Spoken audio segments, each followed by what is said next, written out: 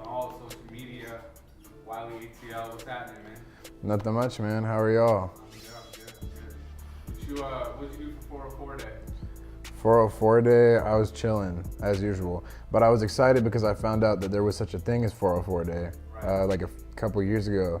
And I was like, all right, someday I'm gonna drop something on 404 Day, but you know, it has to come together organically. Yeah, I mean, you worked on a good amount of music since that Teen Spirit project dropped. Yeah, man. You've released a few singles. You dropped Pressure, Mhm. LBRN, Yeah, and Choose ATL. that was crazy. You definitely have gone through it with your label mate. Yeah, So definitely. what keeps you what's keeping your head above water these days? Um, Despite all that. yeah, man. It's a lot of like yesterday, me and my two managers and one of our close friends, like we all went and got tattoos of Jared's album, his fourth or upcoming album. That probably works. Which is called Smile. So we all got little tattoos together, and it's been like a lot of stuff like that. It's like you kind of realize when an event like that happens that you have family in places you didn't realize before. So it's really brought our whole team a lot closer, and like we're in a group message now and we like talk all the time, like every day, which before wasn't as common. Like we wouldn't talk nearly as often, but now, you know, it just feels like everybody wants to push harder in music and also just hang out more, which has been great. What's the most formative memory of music that you would say you have? Just in general. Yeah, like thinking back. Okay, first song I ever learned all the words to, or first song Right. that got stuck in my head. Damn, honestly, this is like weird because it's not exactly like an OG album, you know, but when Watch the Throne came out, I bought it, and I hadn't bought that many CDs up to that point, and I bought it and listened to it, and I was literally just like, this is crazy. Like I had never heard a project that was that big, like that tried to do so many different things. So that got me hardcore into hip hop more than I already was, because I had really just sort of like just started really getting into music like in middle school. So when Watch the Throne came out, it was like, damn, this is crazy. And obviously like also Acid Rap and Joey Badass's album, Before the Money, I'm pretty sure I like stole that album from Target because I wanted to pay for it and like support him, but I also wanted to buy a copy of Kendrick's album and I didn't have enough for both. So I gave Kendrick my money and I stole Joey's album. So I'm sorry, but if we ever meet, I'll compensate you for the project. Do you have records in the vault that you have open verses for? You're like, oh, okay, I got this record, and I want so and so to get on it, so I'm gonna just save it for bro. Yeah. I mean, a lot of what I do is kind of, I'll plan like a bunch of songs that I'm trying to do because I want to have like a distinct idea that kind of flows through all of them. So if I'm working on a song and like planning out in my head, I'll be like, damn, so-and-so would sound really fire on this. But it's like, I don't really collaborate that often because I want to do it really organically, you know, and that doesn't always, like a lot of times I'll go to work with people on music and we end up just talking about music for hours because it's easy to get caught in that, you know. But yeah, definitely there's some people that I want to work with pretty bad. I'd say Earth Gang is like near the top of the list. I've known them for so long, just like kind of known them, you know what I mean? Like, I met them a couple times and just been a fan for a long time. So that's definitely a goal. Other than that, the Andre 3000 verse, man, someday, that's like my long-term goal. That'd be crazy, but we'll see. Can you tell people like how invested you are in the Atlanta music scene when it comes to performing? You've performed at countless venues throughout Yeah. America, and you actually just performed in Athens. Yeah, for the first time. Who's your crazy. live inspiration when it comes to performing? Like, where do you get that knack for performing live from? Dang, that's a good question. Prince is like one of the greatest live performers of all time. I've watched a ton of his videos. I watched a lot of videos of Nirvana performing because I think Kurt Cobain has great stage presence. I've like done a lot of research on that. And then there's like a video of Chance the Rapper performing at Lollapalooza in I think 2014 that I probably watched like 70 times. I don't know why I think it's so good, but as someone who was like a huge Chance fan in high school, I still like rock with him. I just like in high school, Acid Rap was my favorite album. And I was like, this show, like that live set, he nailed every beat. Like it was crazy. He had the audience in the palm of his hand from the beginning. So I don't know, I pay attention to a lot of that because performing hip hop like with just a DJ, there's so much that relies on just being able to like be interesting on stage. And I think you see a lot of shows where people aren't quite sure how to do that. And like it can be lonely up there, man. Like you're totally by yourself, even especially if you don't know the DJ, like some random show, you'll just be like, you know, it's awkward. I've had like a mic stop working and a DJ was like yelling at me, like it was my fault. I was like, bro, chill. Like it's weird. But yeah, I don't know. Performing around Atlanta is amazing. Oh, but you've been doing music for a minute. You would say like you're not used to it? I would say that I'm used to it at this point, like just shows and everything. I've kind of like gotten more and more comfortable with like doing it. Like I feel like I can perform wherever for the most part. You know, I haven't been confronted with like, oh, you're gonna perform at Madison Square Garden. Like, I don't know, that's a lot. But as far as where I'm at right now, I feel comfortable with it. It's just that a lot of people don't think that there's as much to performing as there is. They think like the crowd's just immediately gonna rock with them, like just because their music is good, you know? And like, if you go up there and play your song, no one knows you, and like, you don't know how to perform on stage and get people into it, like, I don't know, it can be really tragic. That's like a lot of what Tour taught me about performing, is like, the guy I was opening for, or one of the guys I was opening for, Sam Stan, he's amazing at crowd control. Like he just knows, he keeps people invested, you know? And so I learned a lot about that. I think it's super important. The homies Austin and Brian, I mean, what has it been like for you working with management as an artist, as opposed to a lot of artists in Atlanta end up just managing themselves? Right. Just going about it. Yeah, they're like, I don't even know how, I feel totally lucky to have them. They're amazing. I managed myself for such a long time, and like I was mixing all my own stuff and like trying to figure out how to master things because I was so inexperienced, you know, and I was like, what is mastering? And I just sort of organically like ended up working with them because Austin went to my high school 4 years like before me, or he was like 3 or 4 years ahead of me. Where did you go to high school? At Druid Hills High School in DeKalb County. It's like right by Emory. But yeah, he heard about me and he played my music for Jared and was like, should we book him for a show? And Jared was like, most definitely. So I met all of them at that show, and that was like 2 years ago. And after that, it still took like a year for Austin and I to eventually be like, you're gonna manage me. And then Brian got really heavily involved and kind of became a co-manager.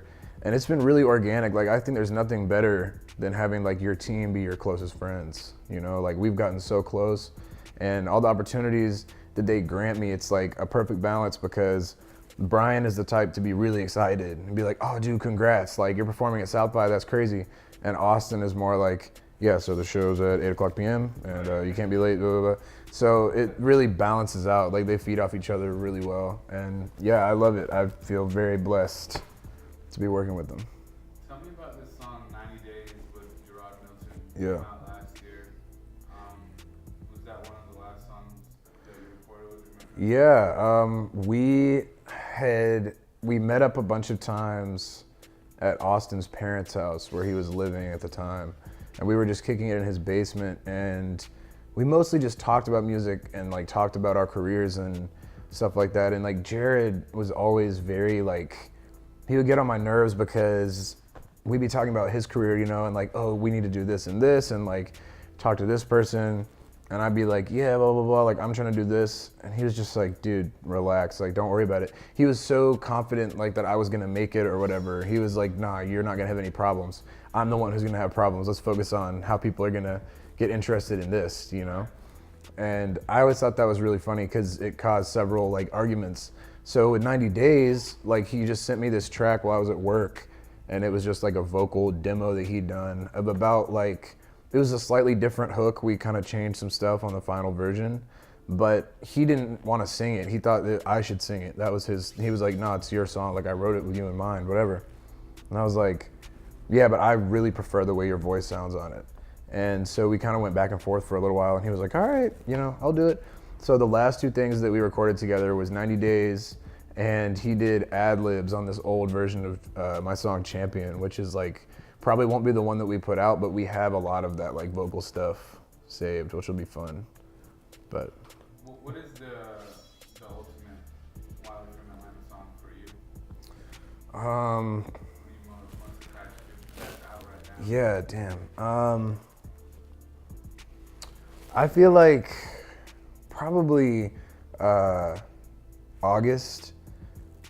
Like that's probably what I would direct you to if I wanted you to listen to my music, because it was such a, like it was the only time in my career, whatever, like so far where I've felt like I wrote a song, I recorded it, I put it out within like 2 weeks of each other, and I was like, this is fire, like the whole time. I had no like hesitation. It took like 2 takes, and I was like, let's get it and put it online. In retrospect, I wish that I had like done a rollout for it and waited and like tried to push it as a single or whatever. But I was so excited about it, I was like, nah, let's get it. And yeah, I don't know. I really like that song. It's super fun to perform live. It's like my favorite song to do live, or top 3, I don't know. But yeah, I would say that, or I don't know. A lot of people like Paper Planes. That's just surprising to me. I wrote it so long ago that it doesn't have, I'm not that attached to it anymore. The Colors is a cool song. That was my first like song that people really liked. So I'd probably direct them to that, or August. It's crazy because I've seen you perform a couple times. I've seen you perform at the Masquerade, Yeah. which was incredible. I've seen you perform Thank you. in Athens. That show was awesome. That you performed unreleased music. Me, like, I'm listening for lyrics too, and I catch like the wordplay and all that. And I mean, from our prior conversations, at least I know that your lyricism is steeped in sort of creative writing, and like you're a writer first. Maybe not first, but Yeah. you've written short stories, you've written fiction. Yeah. You go down that. So is it like, how does that, is it still impacting your songwriting process today? Definitely. Yeah, I think for Don't Talk to Me About Love, my first EP, like that was like my baby. Like I put so much planning into it for like a year. I wrote out this whole plot, and I was thinking like, how am I gonna convey this through music? And it's like, you know, a couple breaks up, he starts hanging out with somebody new, and then she tries to come back, and it's like a whole thing, but it ends somewhat happily, you know? It's like they figure out that they're fine, they can be on their own or whatever. But the story took some twists and turns, and like me and my girlfriend at the time broke up like right before the album was gonna come out. And then I ended up writing like 3 new songs for it. So it was like stuff like that. I really like to plan projects out and have them try to have either a meaning or like a feel. With Teen Spirit, the whole thing was supposed to feel like something you could listen to in the car. You know, like I just really wanted to capture like what driving around with someone feels like, and like kind of the peaks and valleys of it. Yeah, I don't know. That's definitely really important to me. I love writing. I have since I was a little kid. I used to try to write plays, and I wrote like a couple plays in high school that we put on that were okay. I don't really want to revisit them now. They're probably bad, but at the time I thought they were really good. And yeah, me and my roommate are working on a short film right now. I don't know if it'll happen. It'd be really cool if it did, but we've been planning it for a couple months, so we'll see what happens there. But definitely writing. What are some of the influences from the city? I mean, a hometown of yours, Decatur, Georgia. Yeah. Decatur where it's greater. Shout out Laurie. Right. Back in the day. Decatur, Yeah. Well, first of all, are you in tune with that? Decatur using Eddie's Attic and whatnot? Yeah, I mean, when I was little, we lived in East Lake, which is near Decatur, and my dad played music all while I was growing up, and before, like, he was in a couple bands in college, and so when I was growing up, it was like my dad would play at the Red Light Cafe, Eddie's Attic, Java Monkey, like all the sort of like Atlanta night bar, you know, live set circuit. And that was really cool. I don't know, I was kind of introduced to that at a young age, like having to go to a show like at Eddie's Attic, and like you sit there and watch your dad, and it's cool because like I knew the words to his songs and stuff. I was a kid, so it was weird like seeing my teacher there like drinking and stuff was weird. But like it was very cool, and yeah, I don't know, that I would say like I never grew up in Decatur like on the square, you know what I mean? We lived in Clarkston for like 10 years, and then my family lives over by North DeKalb Mall now. But as far as music, man, like I just think it's cool how many artists from Atlanta specifically, I mean everybody does this from their region, you know, but like hearing the places that you grew up in like shouted out is always fire. And like, you know, Donald Glover, like you mentioned Lloyd, that's cool. 21 Savage, obviously, and Gucci, they're from the same street, I'm pretty sure. And yeah, like Outkast, I'm pretty sure Outkast is from, damn, I thought, are they from Southwest?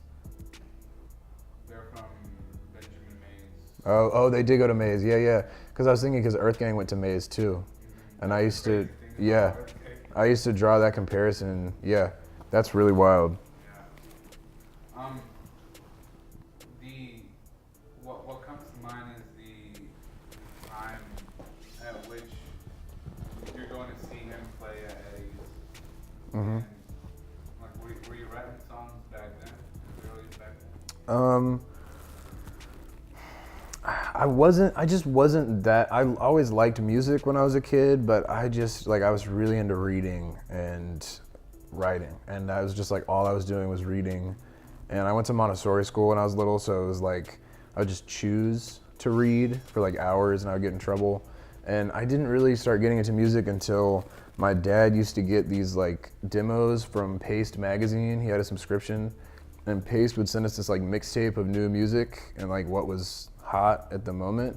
And I used to listen to those tapes with my dad, and that was when I started getting like excited about music. Because I remember Paste like featured Kanye West on the cover when I was in elementary school, and I remember like seeing the magazine and being like, can I West? Like, what is that? And I looked him up, and I don't know, I guess the rest is history, yeah. But having my dad, because he didn't listen to hip hop like that, but it was just like the Paste tapes would have all kinds of stuff. And that was just sort of a gateway into like Lil Wayne. I was so into Lil Wayne in middle school, and Eminem. Like, we don't really talk about Eminem these days, bro, like for good reason, you know, but shout out Marshall Mathers LP, crazy album, and Kanye, obviously. College Dropout. I feel like everybody who makes hip hop music is like, yeah, the first time I listened to College Dropout, I was like, this is fire, off top, because it's a great album. Is it top 3 Kanye? I'd say probably. You're in from my perspective, you're an alternative soul / hip hop artist. Yeah. Working in a city that's still kind of dominated by trap. Mm-hmm. You feel you gotta move a little different. You feel like, what is it for people outside of Atlanta watching this? What's it like? Yeah, you know, I mean, obviously Atlanta like dominates the trap radio, like hip hop radio. Is Atlanta the best city for music? It's hard to make a claim like that with how much music we have in the world. Right. But just for me, bro, like there's not anything else that I mean, just like the shows you can play here, the music community here, the underground scene, the artists that we've birthed, the artists in the mainstream. You go look at like the artists on Spotify who are popping, I guarantee probably like 3 of them are from Atlanta. Like I know like Quavo is really big on the charts right now. Russ, he's from what, like Roswell? Like that's basically Atlanta, you know, like he can sort of eke in there, whatever. But yeah, I don't know. This music scene is crazy. I don't really think that the trap thing holds me back, because yeah, 100%. Yeah, I was just listening to Young Band's new EP the other day. Like I listen to all kinds of stuff. Austin's like favorite rapper right now is Lil Baby, so we listen to Lil Baby all the time.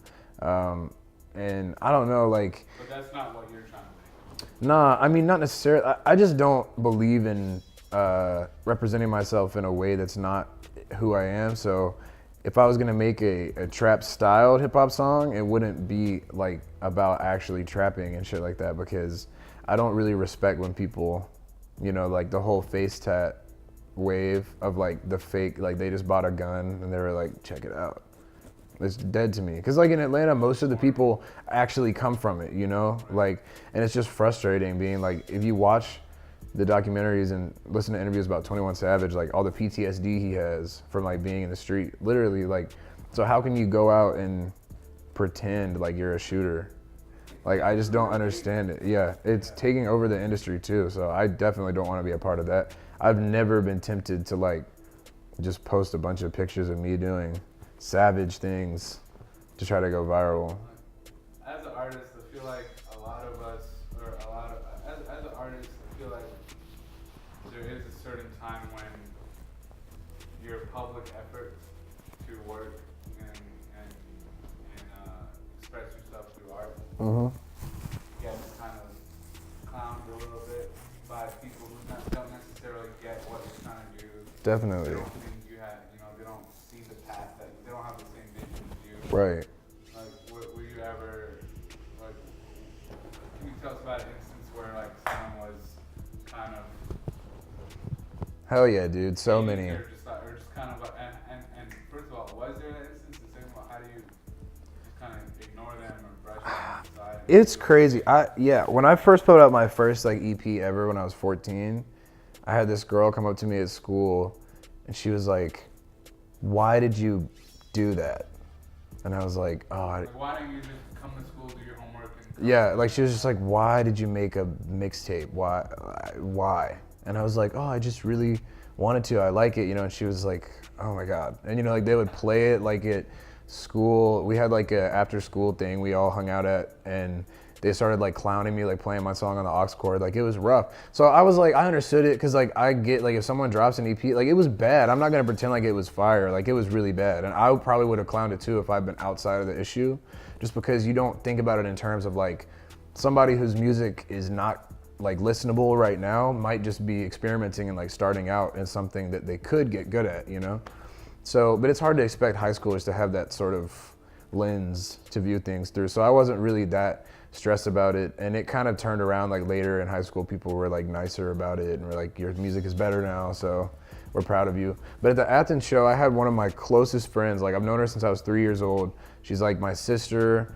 Her family's really close to my family, and she and this one other girl, like we've been friends since we were really little. So she went to the Athens show and she messaged me on Facebook afterwards and was just like, as someone who has literally discouraged you from pursuing music before, like she straight up has said, like her family, like they all are very supportive and they're really sweet and I love them, but like they've like teased me here and there a little bit, and like she's been very just before kind of like, I don't get it, like I don't know why you're trying to do this.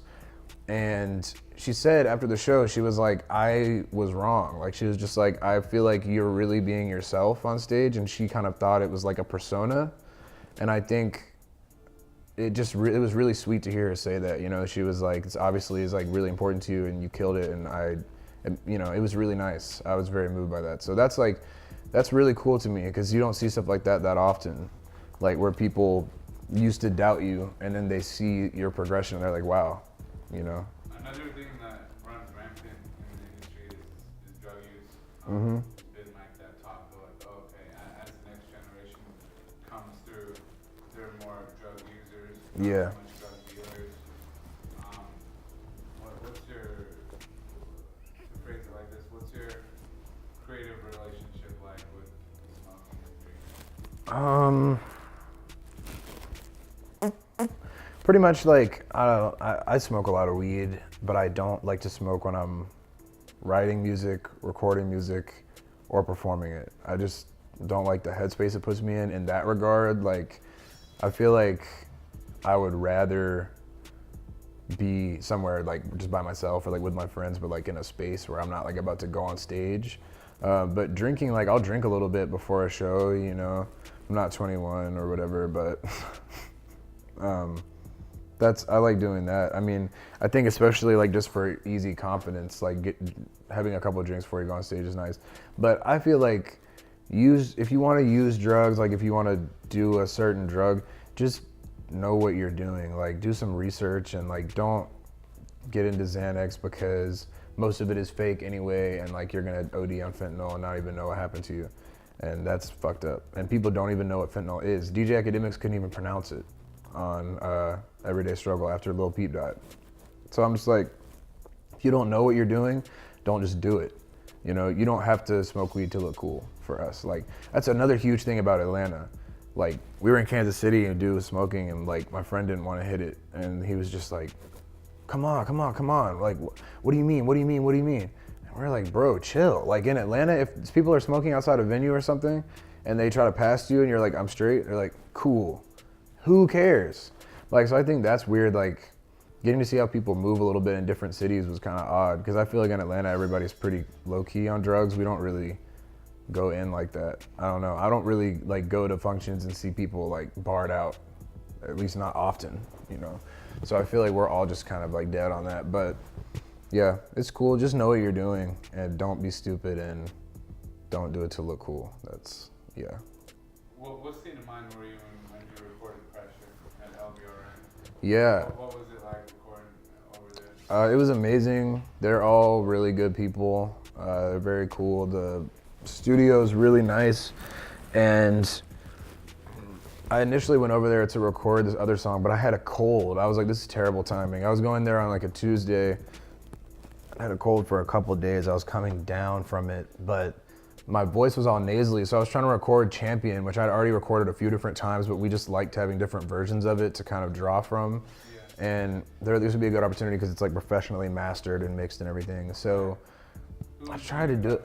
I don't remember his name, which is just because I'm terrible with names, but he was the coolest dude and he told us he engineered the entire FKI tape, which is like a great album. So I was starstruck by that. And we talked about Key for a while because like just people outside of Atlanta don't realize how influential Key is and it's stressful.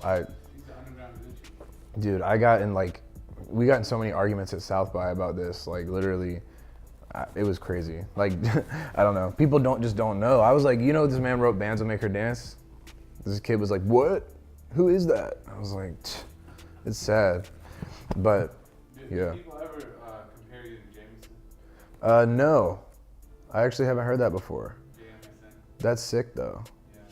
Yeah. I get a lot of, like, random white dudes will DM me on SoundCloud and be like, yo, you remind me of my favorite rapper, G-Eazy. And I'm just like, word? Like, what part? Right, exactly. It's more soul. I feel like you're yeah. heading in that direction. Yeah, I don't You're know. supposed to work with Iverson, right? Yeah, he's super dope, man. Yeah, we've got some stuff in the vault. We're supposed to link up this weekend, actually. His new song he just put out is so crazy, Gold Wrist. You're getting bigger on collaboration. Yeah, a little bit. I just feel like I'm in a space where like I'm not working right now. I'm at my house, so I have more time. Like I'm ready to dive into this mixtape I'm doing with Kenny, Mason, and Jazz, Ingram, and David the Tragic. That's gonna be really fun because we already have like a couple songs recorded and they're crazy. And then I'm gonna be working on some music. Yeah, Iverson, he's a really cool dude. Anthony Dowd, who's amazingly talented at all kinds of things. Bueno, Sensei Bueno, and Johnny and Wasted Calloway, their whole team. We're gonna work on some stuff, and yeah, I'm just more open to it. There's some people around the city that I've been meeting to collaborate with forever. It just hasn't happened yet, like T Mason, Letter M, Hanzo, obviously like Kenny and them, but we already have songs. Jay Newton, you know, just like people that I've known for a long time that we've always been like, we should make a song, but it doesn't work out for all kinds of reasons. And especially with Atlanta being as big as it is, you know, like we might live an hour apart. If I have to go do a band rehearsal with Johnny and Bueno, that's an hour-long drive for me just to get to Southwest Atlanta. So it's not always easy. But yeah, I've been trying to collaborate more recently. Were you recording on the Halfway There tour? We meant to. I brought all my recording equipment and we spent one night like staying up really late listening to beats and like, I mean, it just ended up being where we really, like we wanted to record, but each time we kind of were like, yeah, tonight we're gonna record. We would just get tired. Like there was just so much stuff we were doing all the time. And then when we had downtime, we just wanted to nap because it was like, we didn't get good sleep. So we had like an Airbnb one night with beds and we were all just like, it's over. Like, so we just slept for hours. But yeah, I don't know, me and Sam like freestyled over like 10 Namesake beats. He does all of Sam's production and he's super cool. We met him in Kansas City. So that was fun. Like we did a lot of stuff like that, but we never actually got in the studio, which is too bad because I'm definitely trying to get a song with Caleb and Sam at some point. They're great dudes. You've also been pictured with demo tapes. Yeah. Yeah, Very man. acclaimed artists from Atlanta. Definitely been on Fader. Definitely been on Fader, like Fader's Radar. Yeah. You guys working together on stuff? Or? He's the man. We met like really briefly a while ago, and then linked up at South by and hung out. And he had a couple shows. I got to see one of them, but the other one I just couldn't get in. But You got it. oh yeah. Oh no, I was just gonna say. Yeah, I don't know. We talked a little bit about like working on music together, but it was more just like we wanted to kind of kick it and like meet each other because he's really good friends with Jazz, and he knows the whole team. And so I played him just like a lot of unreleased stuff, and we like talked about music and like Sade and like other stuff that influences us. And yeah, he's a cool guy. I don't know about like I don't really like to reach out to people about collaboration like that unless it's like, yo, we're friends, let's hang out and see if something happens. So I think, you never know. When we're working on this tape with Jazz and all of them, like if we can get him to a session, that'd be great because I would love to have his ear at the very least. You've been teasing this new record, Blood Orange, Mm-hmm. for a while now. You performed it live at Athens. How'd you link up with Oliver, Blue, and Currents?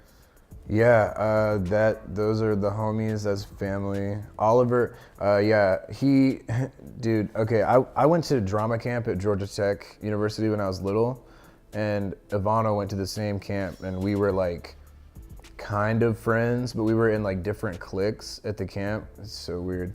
So we didn't really hang out that often. And then I saw his punk band play a show like a few years later, and I was like, oh, I know that kid. And then fast forward like 3 or 4 years after that, he was producing for Jared when I met Jared. And like, actually, I think he met Jared at the same show where I met Jared. And he was like, dude, I produce, let's work. So they made like 3 albums together. Only one of them's out, but we have tons of unreleased stuff. And so I was like, we should start working together just to see what we can do. And he's very like, he focuses kind of on, he says like, he really wants to do music and stuff for like film and kind of focus on building like soundscapes more than just like making beats, I guess, which has been cool because we've been able to really work in a really organic space. And Blood Orange kind of came out of that. It was like this beat that Malik, who's Currents, was working on, and Ivano just laid some stuff over it. And they work really quickly. Like they can get a kind of demo of a beat done really fast. So we recorded that demo in like an hour, and I just performed it like at each stop on the tour because it's only like 30 seconds long, what we have. Like I have the rest of the song written, we just haven't laid it down. So I don't know when it'll come out. That's like, it's a song I'm really excited about. There's a couple more songs that could be singles, but we're just kind of taking our time. We're really trying to finish Champion right now, the video and the song. So that's being mastered right now. We'll see when that comes out. Are you still working with Ben Sears on the video? Definitely. Ben shot the Champion video. He directed it. We did it in one day with no planning. The song wasn't even finished, but it was just like, he only had a day in Atlanta. It was the day after Jared's like service and after party, like which we threw, where we all just like performed covers and stuff. And so Ben was just like, you want to shoot a video tomorrow? And we made it happen. The video is really cool. It's like pretty weird. It's not like weird in the sense that you're gonna be freaked out by it, but we just experimented with some stuff, shot some stuff at night, which we haven't done before for a video, which was fun. And I'm really excited about it. The song is cool, the video is cool. So we're just kind of biding our time. But yeah, Ben, I really want him to shoot our short film that we've been writing. It's like a horror short film, so I'll see if he's interested in that. But yeah, definitely, that's the homie. He's one of my good friends. Looking at your Instagram, on March 19th, you posted a photo with Sam and Caleb, and you put a phone number down. Yeah. So What number is that? that number is actually all 3 of our area codes linked up for the caption. Because I was just like, we were joking about that a lot because Caleb was like, I'm not home, like officially off tour until I see like the 973 or whatever it is area code. And I was like, haha, but like actually you are off tour because we just played our last show. He was like, nah, bro, not until I see that area code. So it was just kind of a joke with us. Like I've always talked about being from like the 404, and so like Sam and Caleb were on it too, just because Sam's from like Broward County, and I'm actually like not sure where Caleb is from. He's a mysterious character. He's really funny and like quiet, which is weird because his music is super turnt. But I don't know where he lives. I know he lives in Jersey, but yeah, that was the idea behind it. I should have put a real number though. You got more cross collaborations on the way with Pasha? I don't know. They like, How'd y'all link up? yeah, they sent me that sweatshirt and I was like, damn, this is fire. Like they were just like, I think just doing kind of a little promotion run, and I was like, I'll absolutely promote this because I don't ever get sent clothes, and a lot of local brands, like when they first start up, are not that good. It's just like, you got to put in the time and the effort, whatever, to figure out like what your clothes are gonna look like. But I think that sweatshirt is dope. So I wore it like a ton during the tour, and I actually left it in Kansas City by accident at this dude's apartment. And he's a nice guy. I reached out to him. Hopefully he'll send it back to me. But if not, I'm gonna have to hit them up because I definitely want to like work on something together if they be down. But yeah, we'll see. After headlining your first show in Athens, do you feel like did that inspire, or after performing, do you get inspired to write songs that night? Or have you written a song immediately after performing? I have. That show, I wasn't like inspired to write immediately, but it was just like, damn, like how many more shows can we book? Because I was just like, that was so fun. I didn't expect the energy, I guess. It was really cool. If you could perform at any venue in Atlanta, where would you perform? Where would you like to perform at? It's a good question, man. I performed at the Tabernacle and it was pretty crazy. I would love to perform at the Tabernacle when it's like full, I think that would be wild. I definitely need to perform at, what's it called? Terminal West. That'd be cool. I feel like I've kind of performed at a lot of places randomly. I haven't done Phillips Arena. That would be weird. I don't know. I went to a show there one time. I went to like the Drake and Future show there, and I was like, this is too much. Like, I don't know, it's too big. But yeah, as far as Atlanta, it was really my dream to perform at the Tabernacle or the Masquerade, and I did both, even though it was the new Masquerade, which is still cool, but I never got to perform in the old one, which I was always disappointed about. And also Center Stage. I performed at the Vinyl one time, but never the actual stage at Center Stage. I just don't like Lakewood Amphitheater, or Aaron's Amphitheater, whatever. I don't like going to shows there, but it'd be cool to perform there, I guess. I saw the Black Keys there one time. I just wish it was a little closer. It's like too much going on. You actually have a show April 6th in Atlanta. Yeah.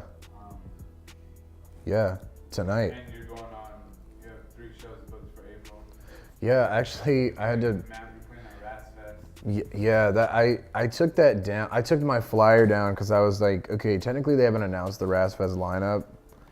So even though I know I'm playing it, I didn't necessarily want to be like, I'm playing it and like, I don't know, because what if they just change their mind and we're like, you're not playing it, then I would look like such a jackass. But also because I forgot to add this show I'm playing at the Masquerade at the end of the month, which is, I'm opening for this band Magna Carta, which will be cool. I have to check their music out still, but they look pretty cool. They're like a 4-piece band or something like that. Where do you see the direction of your music going in the future? Definitely trying some new stuff. We're like getting pretty experimental with production. Like we've done a lot of like the new version of Champion is really weird. I haven't heard like a song like it. Not saying that it's breaking some barrier or something, just that it's like a pretty unique take on my sound, I guess. And I think like working with Ivano has really helped kind of open up my mind to a lot of new ideas, because I know the types of songs that I can make, but it's like pushing yourself to really go outside the box and like approach music a little bit differently. So yeah, we're getting a little bit more into like bluesy stuff and more soulful records, and like R&B, a little bit of rock influence, and some like, I've been really into like Outkast's like swing phase they went through, where they were making like these rhythm and blues jams. Like Idlewild, say what you want about the album, you know, like a lot of people didn't like it, but like the song Idlewild Blue is so crazy. So if I can emulate that energy on all my music, like I'll be happy. If you can have dinner with 3 people dead or alive at the dinner table, classic question. Wow. Who you got? Damn. It's super cliche, but I would definitely say Andre. I've always wanted to meet him. Prince, because I think he would be like endlessly fascinating to talk to. I think Prince or Jimi Hendrix would be really interesting, but I think Prince, just because he was around for so long, he saw so much of the industry, and like he knows so much about music and making music. And then I guess, dang, this is a good question. I'm trying to think, man.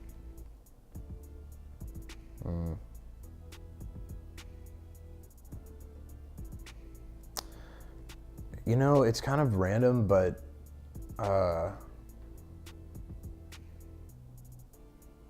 yeah, I would love to get dinner with Rihanna. No, Brittany Howard of Alabama Shakes, the lead singer.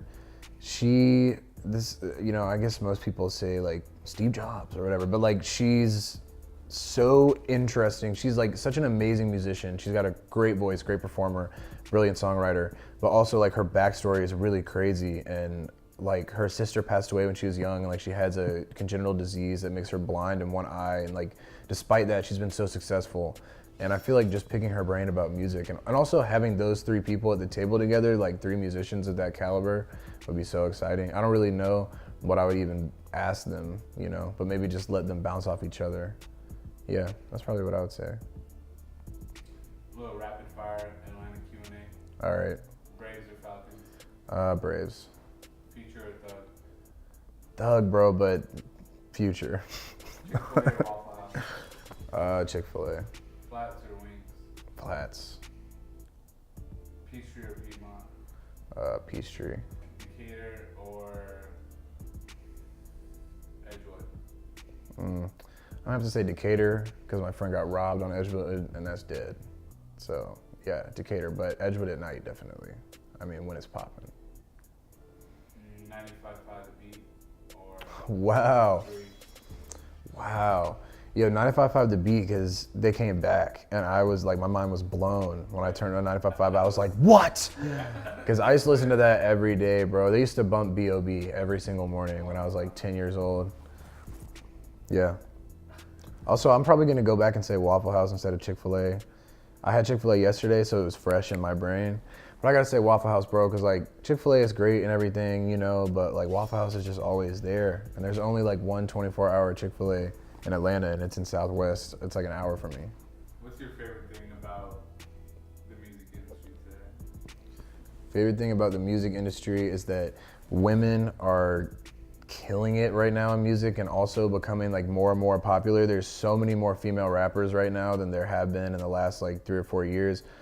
There's so many like barriers being broken down as far as like the like genres, and like kind of getting rid of the whole idea of like sorting your music into a genre, which I think is really exciting.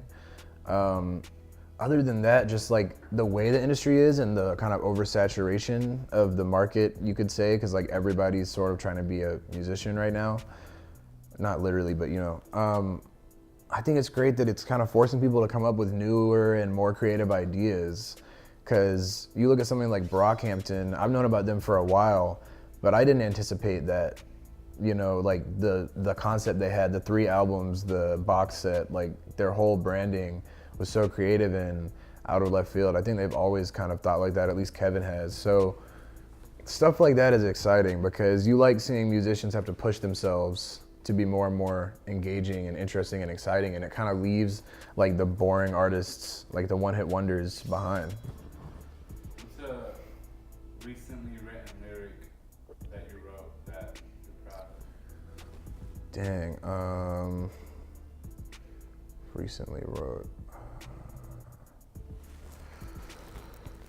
Let me see, man. You write on your phone? Sometimes I have stuff on my phone and my computer and I forget. Yeah, so, yeah, I really like this. I said, for me, the sun only sets behind the peak of your voice. See how the oranges bled across the ceiling at days into sunset or morning. I'm breaking through feelings of mourning. What's a better place anyway? I wrote that the other day, working on this new song with Ivano that I'm excited about, yeah. So what are the delivery dates on these projects? When can you expect it? I don't know, dude, because, like, it's just Austin. You got to pester Austin. He's, like, so sit and wait. He won't let me release anything. You know, I recorded Champion in freaking, like, January of last year. So I've been desperate. Same with Pink Skies. Like, these songs have been done, or 90% done, for so long. And it's like, Austin is just, you know, like, we just have to take our time, which is straight. But, like, I had a whole plan to release an album in September, and I won't say if it's happening or not, but I will say that we're being a lot more patient with the album because, you know, we've got a lot of other little side projects and shows and things like that. So we really want, like, a debut album to be something that people are asking for or are excited about. Because I don't want to put something out that I don't want to. I'm tired of, like, the maybe this one will stick type thing. So Are you talking to labels? no, we're not, like, I think we're sort of on, like, the precipice of maybe being there, but I think that has a lot to do with, like, your social range and outreach. And so, like, things like the tour will help kind of build the social media, like, resume or whatever. I'm not really worried about that. As far as I'm concerned, like, I'm staying independent until I get an amazing deal. So we've always wanted to do, like, a grassroots fan base type of come up. So that's what we work towards, is, like, just doing shows, meeting people after shows and talking face to face and just, like, trying to push ourselves up so that if a time comes where a label comes to us, we can be like, we don't technically need y'all, but we could use your help, you know, like, if you're willing to meet us halfway. I think Mac Miller signed, like, a 50-50 deal with Warner Brothers. Like, that's a good deal.